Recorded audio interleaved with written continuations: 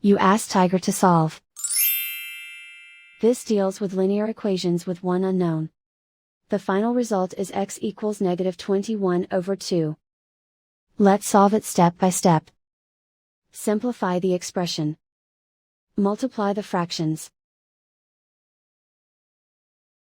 Expand the parentheses. Multiply the coefficients. Simplify the arithmetic. Break up the fraction. Simplify the fraction. Group all constants on the right side of the equation. Subtract 15/4 from both sides.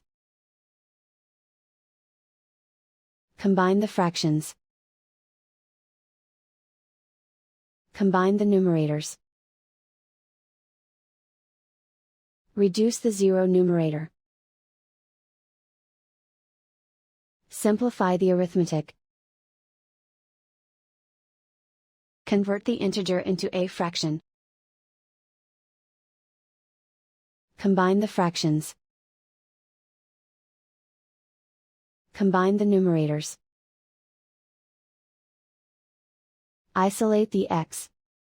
Multiply both sides by inverse fraction 2/3.